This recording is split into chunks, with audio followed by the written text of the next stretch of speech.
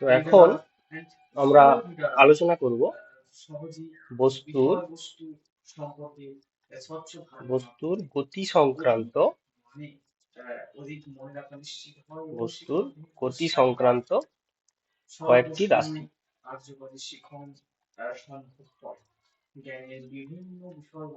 কয়েকটি রাশি, ঠিক আছে। অর্থাৎ আমরা ইংলিশে যাকে বলতে পারি ডিনামিক্যাল প্যারামিটারস, ডাইনামিক্যাল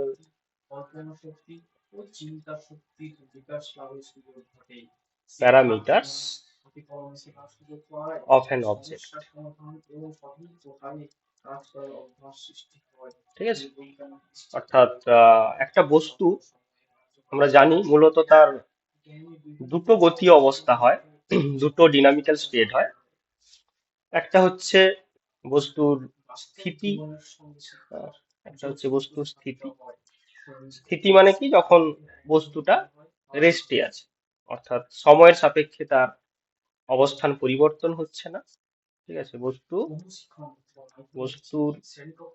অবস্থান স্থির, তখন বলবো বস্তুর সেই গতি অবস্থাটা হচ্ছে স্থিতি। আর একটা জিনিস হচ্ছে যখন বস্তু গতিশীল হচ্ছে, বস্তু যখন গতিশীল হচ্ছে সেই বস্তুর গতি অবস্থাকে বলবো গতি।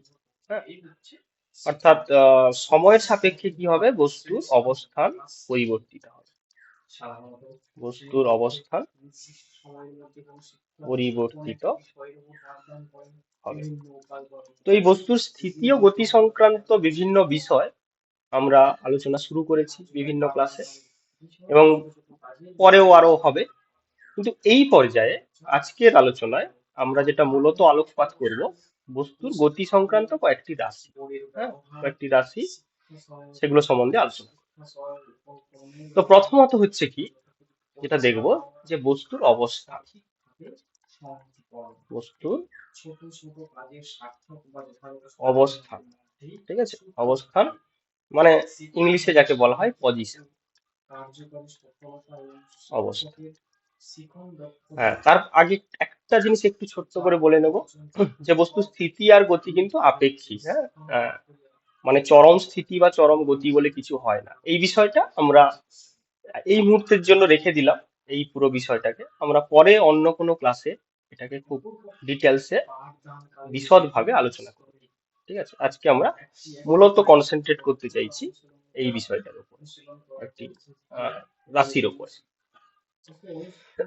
তো প্রথম বস্তুর অবস্থা। হ্যাঁ, তো গতিবিদ্যায় বা বলবিদ্যায় বস্তুর অবস্থান একটা গুরুত্বপূর্ণ একটা বিষয় বলা যেতে পারে, যে বস্তুর অবস্থান নির্ণয় এবং উপস্থাপন করা, ঠিক আছে। মানে বস্তুর অবস্থান সূচিত করার জন্য আমরা কি করে থাকি, স্থানাঙ্ক তন্ত্র নিয়ে থাকি। সেটা হতে পারে 2 ডাইমেনশনাল, হতে পারে 3 ডাইমেনশনাল, এমনকি 1 ডাইমেনশনালও হতে পারে, ঠিক আছে। তো আমি সাধারণভাবে একটা ত্রিমাত্রিক দেশ নিলাম, তিনটে স্থানাঙ্ক অক্ষ নিলাম। হুম, এবং রীতি অনুযায়ী কনভেনশনালি এটা এক্স অক্ষ, এটা ওয়াই অক্ষ, এটা জেড অক্ষ। তো এই অক্ষের সাহায্যে, অক্ষগুলির সাহায্যে আমরা কোনো বিন্দুর অবস্থানকে তার স্থানাঙ্ক দ্বারা প্রকাশ করতে পারি।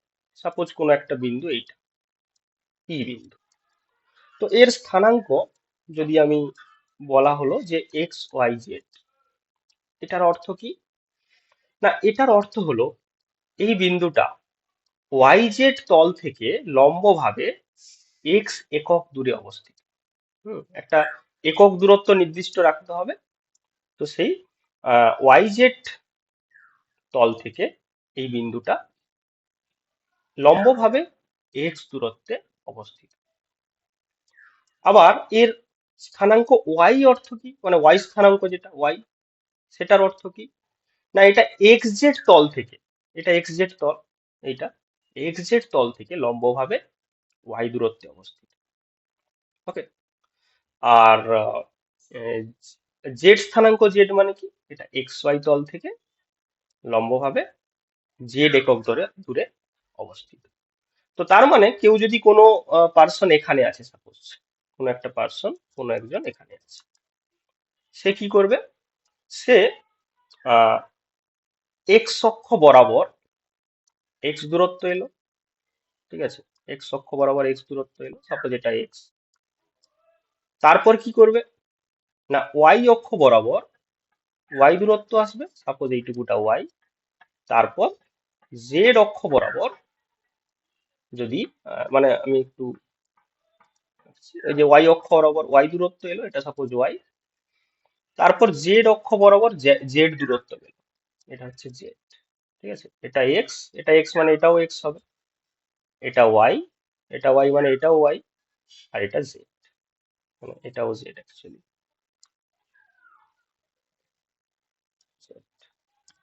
এই জিনিসটা হচ্ছে জেড।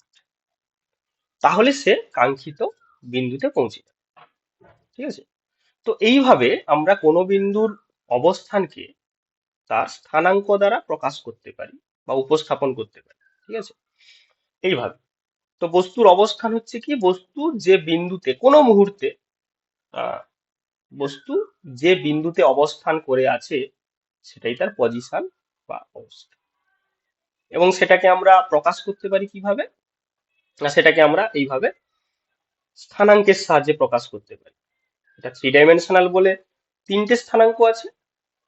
যদি এটা 2D প্লেনে হতো তাহলে দুটো স্থানাঙ্ক হতো, যদি 1D প্লেনে হতো তাহলে একটা স্থানাঙ্ক হতো। 1D প্লেন নয়, মানে একটা সরল রেখায় যদি আমি তাকে উপস্থাপন করতে পারতাম তাহলে একটা স্থানাঙ্ক হতো। 2D প্লেন, 3D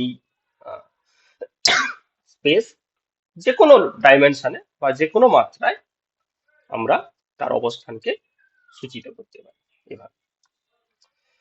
এবারে সেকেন্ড যেটা জানতে হবে সেটা হচ্ছে কি? বস্তুর সরণ। বস্তুর সরণ মানে ইংলিশে যাকে বলে ডিসপ্লেসমেন্ট।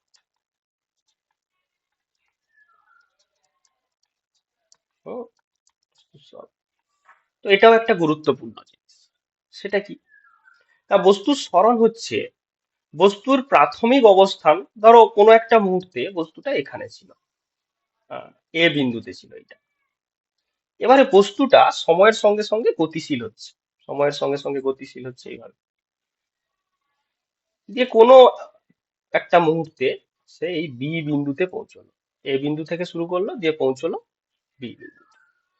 তাহলে সরণ কাকে বলবো?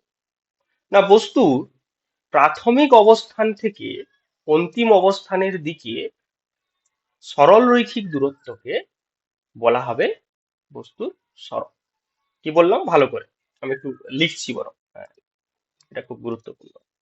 সেটা হচ্ছে কোনো বস্তুর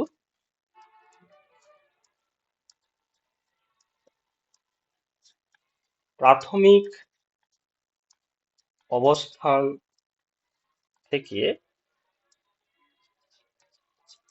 অন্তিম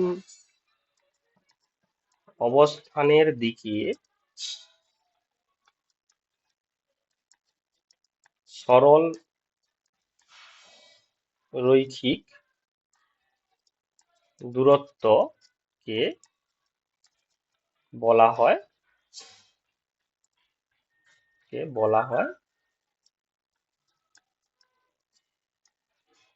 বস্তুটির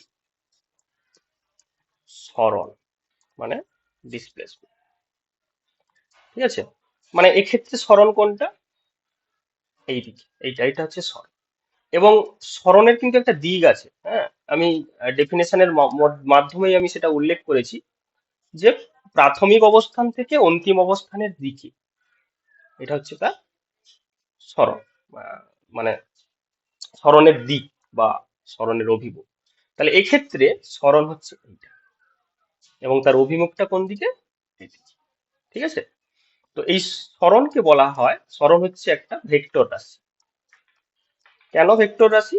কারণ সরণের যেমন একটা মান আছে, মানের সঙ্গে সঙ্গে একটা দিক বা অভিমুখও ওর আছে, এবং সেটা প্রাথমিক অবস্থান থেকে অন্তিম অবস্থানের দিকে। তাই জন্য সরণ একটা ভেক্টর, ঠিক আছে, সরণ একটা ভেক্টর। তাহলে একটা জিনিস তো ক্লিয়ার, যে সরণ হচ্ছে অবস্থানের পরিবর্তন। ঠিক আছে, সরণ হচ্ছে অবস্থানের পরিবর্তন। তো আমি আমি বললাম যে সাপোজ কোনো ওই বিন্দুটা প্রাথমিকভাবে, মানে ওই বস্তুটা প্রাথমিকভাবে এ বিন্দুতে ছিল, কিছু সময় পরে বস্তুটা বি বিন্দুতে ছিল। এ বিন্দুর স্থানাঙ্ক সাপোজ আমি বললাম x1, y1, z1। বি বিন্দুর স্থানাঙ্ক সাপোজ x2, y2, z2।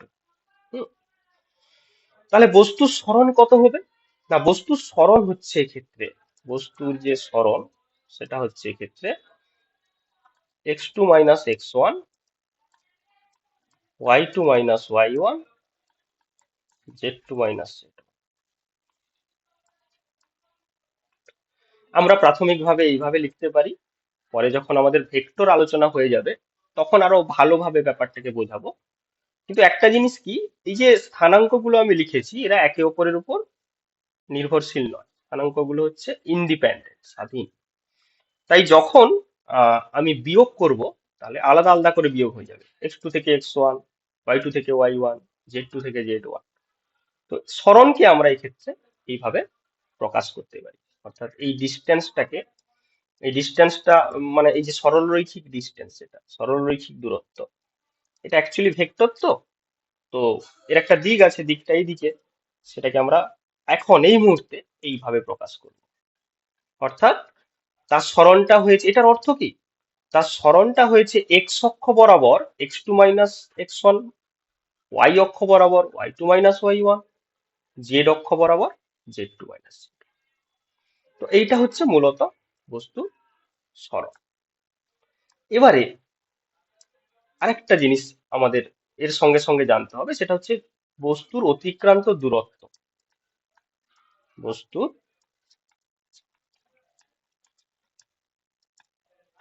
অতিক্রান্ত দূরত্ব, বস্তুর সরণ পড়েছি আমরা, ডিসপ্লেসমেন্ট, এটাকে বলা হবে distance, distance travelled by the body.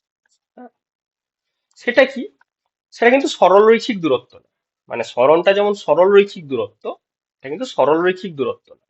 মানে বস্তু যে পাথে গেছে ওই পাথটাকে যদি টোটাল করা হয়, সে যতটা পাথ ট্রাভেল করেছে সেটা হচ্ছে বস্তুর অতিক্রান্ত দূরত্ব। এবং এই অতিক্রান্ত দূরত্বের কোনো ডাইরেকশন, কোনো দিক বা অভিমুখ নেই। তাই বস্তুর সরণ ভেক্টর রাশি হলেও বস্তু দ্বারা অতিক্রান্ত দূরত্ব সেটা কিন্তু স্কেলার রাশি, এটা হচ্ছে স্কেলার, অর্থাৎ এর কোনো দিক বা অভিমুখ নেই। ঠিক আছে। এবং এখানে একটা জিনিস আমার বলে রাখা উচিত, খুব গুরুত্বপূর্ণ, যেটা সেটা হচ্ছে বস্তু যদি সরল রৈখিক পাথে একটা নির্দিষ্ট দিকে যায়, সাপোজ বস্তুটা এখানে ছিল এ বিন্দুতে, বস্তুটা গতিশীল হচ্ছে এই পাথ বরাবর, এ বিন্দু থেকে বি বিন্দুতে সরল রৈখিক পথে যাচ্ছে, সেক্ষেত্রে আমরা দেখবো যে বস্তুর সরণ এবং অতিক্রান্ত দূরত্ব দুটোই কিন্তু সেম। মানে সরণ না বলে বলা উচিত বস্তুর সরণের মান এবং অতিক্রান্ত দূরত্ব দুটো সমান। কারণ সরণ তো ভেক্টর রাশি, তো একটা ভেক্টর আর একটা স্কেলারকে কিন্তু কোনোদিন সমান বলা যায় না। তাহলে কি করতে হয়, তার সরণের মানটা, সেটা একটা স্কেলার রাশি হবে নিশ্চয়ই, যে কোনো মান স্কেলার রাশি। তাহলে সরণের মান এবং অতিক্রান্ত দূরত্ব কেবলমাত্র একটা ক্ষেত্রেই সমান হবে, যখন কোনো বস্তু একটা সরল রেখা বরাবর একটা নির্দিষ্ট দিকে গতিশীল হবে, সেক্ষেত্রে কেবলমাত্র বস্তুর অতিক্রান্ত দূরত্ব এবং সরণ সমান হবে, ইকুয়াল হবে। আদারওয়াইজ অন্য সমস্ত ক্ষেত্রে অতিক্রান্ত দূরত্ব কিন্তু সরণের চেয়ে বেশি হয়ে যাবে, মানে অতিক্রান্ত দূরত্ব সরণের মানের চেয়ে বেশি হয়ে যাবে। ঠিক আছে, তো আমি এই জিনিসটা লিখছি, এটা একটু লিখে দেওয়া উচিত। সেটা হচ্ছে কি, আহ, কেবলমাত্র কেবলমাত্র বস্তু যদি কোনো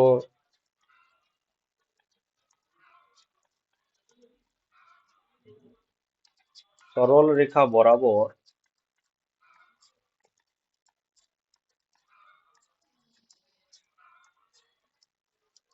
নির্দিষ্ট দিকে গতিশীল হয়,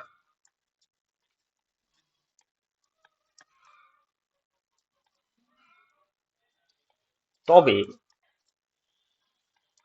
সরণের মান ও অতিক্রান্ত দূরত্ব সমান হবে। একটা মাত্র কেস। অন্যান্য সব ক্ষেত্রে অন্যান্য সব ক্ষেত্রে দূরত্ব সরণের চেয়ে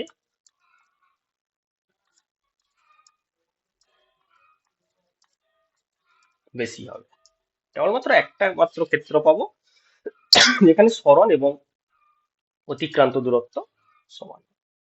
তো যদি আমরা সরণকে, আমি এই বস্তুর সরণকে যদি এস দ্বারা সূচিত করি, মানে ভেক্টর বলা হয়, এই মানে সরণের মান হচ্ছে এস, এই অ্যারোটা দিয়েছি ভেক্টর বোঝানোর জন্য। হুম, আর যদি অতিক্রান্ত দূরত্বকে আমরা ডি দ্বারা সূচিত করি, তাহলে সরণের মান মানে S less or equal to D হবে। একমাত্র একটা কেসে ইকুয়াল হবে, যেটা বললাম, আর বাকি সমস্ত ক্ষেত্রে এস কিন্তু ডি এর চেয়ে ছোট হবে।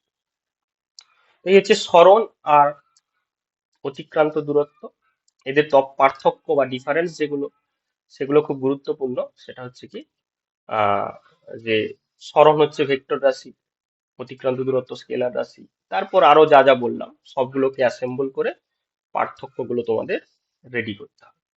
ঠিক আছে, তাহলে এটা হলো।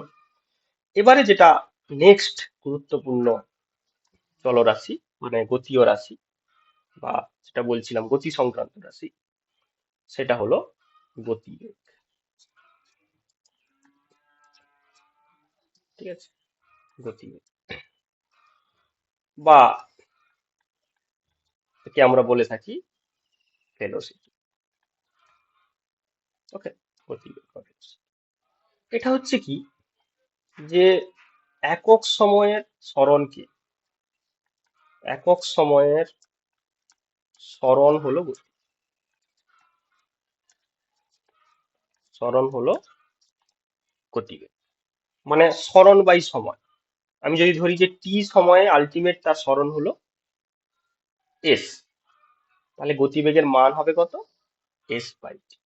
ঠিক আছে, এবং এই লিখছি আমরা, সাপোজ ভি বলে সূচিত করছি গতিবেগকে, V equal to S by T. এবং এই ভেলোসিটি কিন্তু একটা ভেক্টর, এটা একটা ভেক্টর রাশি কিন্তু। কেন ভেক্টর? কারণ যেহেতু সরণ ভেক্টর রাশি, তাহলে গতিবেগও ভেক্টর রাশি, এবং এর অভিমুখটা সরণের অভিমুখের দিকেই হয় সাধারণত। অর্থাৎ প্রাথমিক অবস্থান থেকে অন্তিম অবস্থানের দিকে গতিবেগের অভিমুখ হয়। তবে পরবর্তীকালে আমরা যখন ধীরে ধীরে আরো আহ পদার্থবিদ্যায় আরো বিভিন্ন বিষয় জানবো, সেখানে দেখব যে এর ব্যতিক্রম হতে পারে। গতিবেগের অভিমুখ এবং সরণের অভিমুখ বিপরীত দিকেও হতে পারে, অন্য দিকেও হতে পারে, এটা হতে পারে। সাধারণভাবে আমরা এটা ভাবতে পারি, এটা বললাম যে একক সময়ের সরণ হলো গতিবেগ। ঠিক আছে, মানে v equal to S by. এবারে এখানে একটা জিনিস আমি খুব একটা এক্সাম্পল দিতে চাইছি। সাপোজ একটা পার্টিকেল, মানে একটা কণা, এই বৃত্তাকার পথে আবর্তন করছে, এভাবে বৃত্তাকার পথে আবর্তন করছে। ঠিক আছে, তো কোনো একটা মুহূর্তে আমি বললাম যে আহ, এটা এখানে ছিল, শুরুতে এখানে ছিল, প্রাথমিক সময়। ঠিক আছে, তারপরে ক্যাপিটাল টি সময় পরে,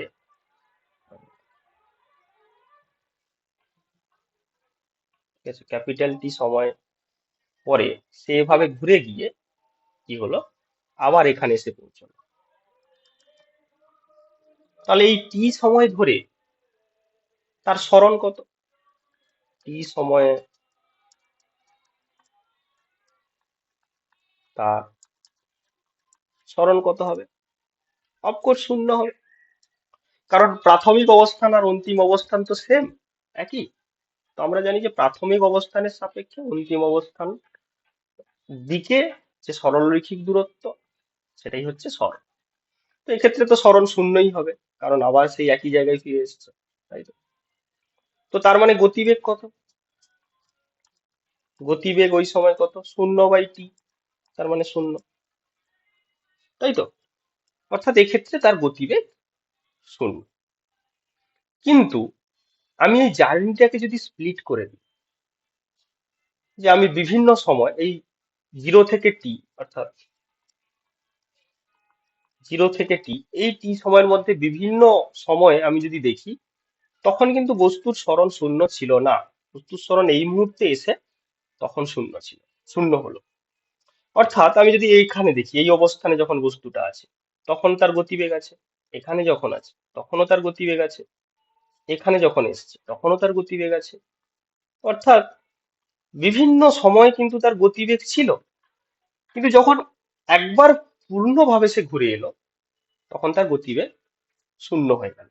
হ্যাঁ, এবং লক্ষ্য করলে আমরা দেখতে পাবো প্রাথমিকভাবে গতিবেগ বাড়লো, এই অবস্থানে মনে হয় গতিবেগটা সর্বোচ্চ ছিল, তারপরে আবার গতিবেগ কমে কমে 0 হলো। ঠিক আছে? অর্থাৎ আমি যেটা বলতে চাইছি সেটা হচ্ছে যে আমি যখন গতিবেগ নির্ণয় করব, হুম, তো সেটা গতির সম্পূর্ণ অংশ জুড়েও আমি নির্ণয় করতে পারি। আবার কিছু কিছু সময় এই কিছু কিছু ফ্র্যাগমেন্ট বরাবর, মানে কিছু কিছু অংশ ধরে আমি কিন্তু গতিবেগ নির্ণয় করতে পারি। যদি এরকম ভাবে গতিবেগ আমরা বের করি যে ভি ইকুয়ালস টু মোট সরণ, মোট সরণ মানে কি, মানে একদম গতির শুরুতে আর গতির শেষে আলটিমেট যে সরণ, বাই মোট সময়, এভাবেও আমরা গতিবেগ বার করতে পারি। এই গতিবেগটাকে বলা হয় এভারেজ ভেলোসিটি, মানে গড় গতিবেগ। ঠিক আছে? তো এইভাবে যদি আমরা বের করি যে দীর্ঘ সময় ধরে, মানে গতির সম্পূর্ণ সময় ধরে যদি আমি ধরে মোট সরণ বাই মোট সময় করে যদি গতিবেগ বার করি, সেটাকে আমরা বলবো তার গড় গতিবেগ। আবার আমরা অন্যভাবেও করতে পারি, কিরকম না, আহ, খুব ক্ষুদ্র সময় ধরে আমি ধরলাম যে ডেল্টা টি সময় ধরে বস্তুটা যদি আমি গতিবেগ বের করতে চাই, অর্থাৎ এরকম ভিআই বলবো তাকে আমরা, এটা হচ্ছে, এটাকে গণিতের ভাষায় এরকম বলা হয় যে limit delta T tends to zero delta S by delta T. মানে একটা বস্তু গতিশীল হচ্ছে, টি সময়ে সে এখানে ছিল, এস অবস্থানে ছিল। ঠিক আছে? এবারে টি প্লাস ডেল্টা টি সময়, অর্থাৎ ডেল্টা টি সময় পরে সে তার অবস্থান চেঞ্জ করে কোথায় এলো, এস প্লাস ডেল্টা। তাহলে এই যে সরণটা, এই সরণটা ডেল্টা এস, এবং কত সময় লাগলো, ডেল্টা টি। এবং এটা যদি খুব ক্ষুদ্র সময় হয়, কতটা ক্ষুদ্র, ম্যাথামেটিক্সে আমরা তাকে বলে থাকি delta T tends to zero. ঠিক আছে? এবার এটাকে অনেকে এভাবেও লেখে ডিএস বাই ডিটি, যেটাকে বলা হয় ডেরিভেটিভ, তোমরা পরে শিখবে এটা। তো তখন এটাকে বলবো আমরা তাৎক্ষণিক বেগ। তাৎক্ষণিক, এটাকে বলবো তাৎক্ষণিক বেগ, মানে ইনস্ট্যান্টেনিয়াস ভেলোসিটি, তাই আই লিখেছি এখানে, ইনস্ট্যান্টেনিয়াস ভেলোসিটি। আর এটা হচ্ছে গড় বেগ, আগে যেটা বের করেছিলাম এটা হচ্ছে গড় বেগ। হ্যাঁ, তো তাহলে আমি আহ, যদি সম্পূর্ণ পথের উপর ক্যালকুলেট করি, সেটা যেটা পাবো সেটা গড় বেগ। এবং এক্ষেত্রে যেটা গতিবেগ শূন্য বলছি সেটা গড় গতিবেগ শূন্য। কিন্তু তাৎক্ষণিকভাবে বিভিন্ন পথে কিন্তু বস্তুটা গতিশীল আছে, পথের বিভিন্ন বিন্দুতে বস্তুটা গতিশীল আছে, বস্তুটা স্থির নেই। তাই বস্তুটা গড় বেগ শূন্য হলেও বস্তুটার তাৎক্ষণিক বেগ শূন্য নয়। ঠিক আছে? বস্তুর তাৎক্ষণিক বেগ শূন্য নয়। তো এক্ষেত্রে এই জন্য একটা জিনিস আহ, আমি বলতে চাইবো, সেটা হচ্ছে বস্তুর গতির পরিচয়, বস্তুর গতির পরিচয়, বস্তুর গতির পরিচয় তার গড় বেগ নয়, গড় বেগ নয়। কোনটা? তার পরিচয় হলো তাৎক্ষণিক বেগ। কারণ গড় বেগ দেখে আমি কিছু বুঝতে পারবো না, বস্তু যদি বৃত্তাকার পথে ঘোরে বা গতিশীল হয়ে পুনরায় আগের অবস্থায় ফিরে আসে, সেটা দেখে আমি কিছু বুঝতে পারবো না যে বস্তুটার গতি কেমন। হ্যাঁ, যেমন এখানে একটা স্থির বস্তুর গড় বেগও শূন্য, আর একটা বস্তু বৃত্তাকার পথে ঘুরছে তার গড় বেগও শূন্য এই বিন্দুতে যখন আসছে। কিন্তু তার মানে তো বস্তুটা স্থির বস্তুর মতো নয়, এ তো গতিশীল আছে। তাই বস্তুর গতির পরিচয় তার গড়বেগ হতে পারে না। গড়বেগ দেখে আমরা সম্যক ধারণা করতে পারবো বস্তুর গতি সম্বন্ধে। বস্তুর গতি সম্বন্ধে সম্যক ধারণা পেতে গেলে আমাকে তার তাৎক্ষণিক বেগ নির্ণয় করতে হবে। ঠিক আছে? তো আশা করি বোঝাতে পারলাম গতিবেগ জিনিসটা কি। একই রকম ভাবে আজকে শেষ যে রাশিটা নিয়ে আলোচনা করব সেটা হচ্ছে ত্বরণ। হুম, অ্যাক্সিলারেশন। ত্বরণ সেটা কি? যেমন সময়ের সাপেক্ষে সরণের হারকে আমরা গতিবেগ বলেছিলাম, তেমনি সময়ের সাপেক্ষে বেগ বৃদ্ধির হারকে আমরা বলবো ত্বরণ। ঠিক আছে?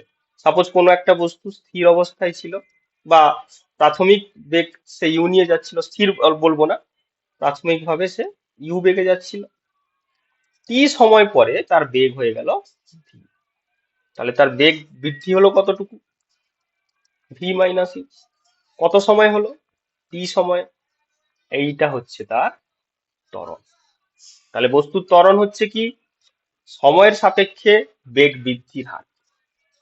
আর যদি ত্বরণ নেগেটিভ হয়, মানে এক্ষেত্রে আমি ধরে নিয়েছি ভি গ্রেটার দেন ইউ, যদি ভি লেস দেন ইউ হয় তাহলে বস্তুর বেগ সময়ের সাপেক্ষে হ্রাস পাচ্ছে, তাই তো? তাই সময়ের সাপেক্ষে বেগ হ্রাসের হার যদি বলতে হতো, সেটাকে বলতাম আমরা মন্দন, মানে ডিসিলারেশন। ডিসিলারেশন মানে কিছু না, শুধু মানটা মানে এর জায়গায় মাইনাসে হয়ে যেত আর কি, এবং তার মানটাই হয়ে যেত মন্দনের মান। হ্যাঁ, এইটা। এবং ত্বরণও আমরা এটাকে বলতে পারি যে গড় ত্বরণ, কারণ দীর্ঘ সময় ধরে যদি আমি দেখি সেটাকে আমরা বলবো হচ্ছে গড় ত্বরণ। আর যদি খুব তাৎক্ষণিক ভাবে আমরা বের করতে চাই সেটাকে বলবো তাৎক্ষণিক ত্বরণ এআই। সেটা কত না? Limit delta T tends to zero, delta V by delta T. আমি আর এটাকে অত ইলাবোরেট করছি না, আগেরটার মতোই একই রকম।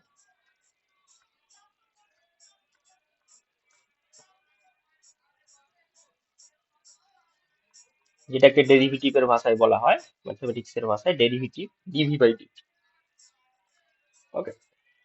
তো এটা নেগেটিভ হলে নেগেটিভ অ্যাক্সিলারেশন মানে ডিসিলারেশন, আর না হলে এইটা। তাহলে এই হচ্ছে ত্বরণ। হুম, তাহলে ত্বরণ আগে হলো বেগ। বেগও দু ধরনের হয়। হ্যাঁ, গড় বেগ, তাৎক্ষণিক বেগ। ত্বরণও সেই একই রকম ভাবে গড় ত্বরণ, তাৎক্ষণিক ত্বরণ, সেটা আমরা পেলাম। হ্যাঁ, আর একটা জিনিস আমি একটু মিস করে গেছি, সেটা বলা অত্যন্ত জরুরি। আমরা যেমন বেগ পড়লাম, তেমনি আমরা আরেকটা রাশি ভাবতে পারি, সেটাকে বলে স্পিড, মানে দ্রুতি। দ্রুতি মানে স্পিড। এটা কি? বেগ ছিল একক সময়ের সরণকে আমরা বলেছিলাম গতিবেগ বা বেগ। দ্রুতি হচ্ছে একক সময়ের অতিক্রান্ত দূরত্ব, অর্থাৎ speed equal to D by T, একক সময়ের অতিক্রান্ত দূরত্ব। এবং স্বাভাবিকভাবে এটা কি হবে? এটা স্কেলার হবে, এটা কিন্তু ভেক্টর না হয়ে কি হবে? স্কেলার। এবং এরও গড় দ্রুতি যদি বার করি তাহলে ডি বাই টি হবে। আর যদি তাৎক্ষণিক দ্রুতি বের করি, মানে স্পিড আই বলে লিখছি, সেটা হয়ে যাবে কি? D of d by dt. মানে খুব অল্প সময়ের জন্য আমরা অতিক্রান্ত দূরত্ব নেব, তারপর সেখান থেকে বের করি। ঠিক আছে? তাহলে এটা হচ্ছে দ্রুতি বা স্পিড। আর আগে আমরা গতিবেগ পড়েছিলাম। তো যেহেতু সরণ অতিক্রান্ত দূরত্বের চেয়ে সমান বা কম হতে পারে, তেমনি ভেলোসিটির মান, গতিবেগের মান দ্রুতি অপেক্ষা কম হতে পারে বা সমান হতে পারে। V less or equal to দ্রুতি। তো এই হচ্ছে দ্রুতি। তো এই কটা রাশি প্রাথমিকভাবে আমাদের জানতে হবে। এই যে গতি সংক্রান্ত রাশিগুলো বললাম, আমি কি কি বললাম? প্রথম হচ্ছে বস্তুর অবস্থান, দ্বিতীয়ত আমি এক এক করে বলছি। প্রথম হচ্ছে বস্তুর অবস্থান, দ্বিতীয়ত হচ্ছে বস্তুর সরণ, তৃতীয়ত হচ্ছে বস্তুর দ্বারা অতিক্রান্ত দূরত্ব, 4 নম্বর বস্তুর গতিবেগ, পাঁচে হচ্ছে বস্তুর আহ, ত্বরণ, তারপর শেষে বললাম বস্তুর দ্রুতি। হ্যাঁ, এবং এদের সম্বন্ধে আমি একটা সম্যক ধারণা দেওয়ার চেষ্টা করলাম। হ্যাঁ, হতে পারে অনেক ক্ষেত্রে তোমাদের একটু অসুবিধা হবে, বিশেষ করে এই যে তাৎক্ষণিক রাশি, যেগুলো তাৎক্ষণিক ত্বরণ, তাৎক্ষণিক বেগ, এগুলো তোমাদের কাছে একটু নতুন। মানে ধারণাটা খুব একটা কঠিন নয়, কিন্তু ম্যাথমেটিক্যাল যে টার্ম আমি লিখেছি ডেরিভেটিভ আকারে, তো এইটাই হয়তো একটু তোমাদের অসুবিধা হবে। তো তোমরা সেটা জানাবে, তাহলে আরো একটু বিশদে আমি আলোচনা করার সুযোগ পাবো তোমাদের রেসপন্স নিয়ে। ঠিক আছে, তোমরা রেসপন্ড করবে যে হ্যাঁ এই জায়গাটা ঠিক বুঝতে পারলাম না। হ্যাঁ, আহ, তাহলে সুবিধা হবে আর কি, আলোচনাটা স্মুথলি হবে। তো আজকে এই অবধি থাকলো। হুম, তো আমরা কয়েকটি রাশি সম্বন্ধে জানলাম, যেগুলো পরবর্তী আলোচনাগুলোতে আমাদের খুব কাজে দেবে, কারণ এই রাশিগুলোই হচ্ছে বস্তুর গতি আলোচনা করতে বা গতি নির্ণয় করতে আমাদের সাহায্য করবে।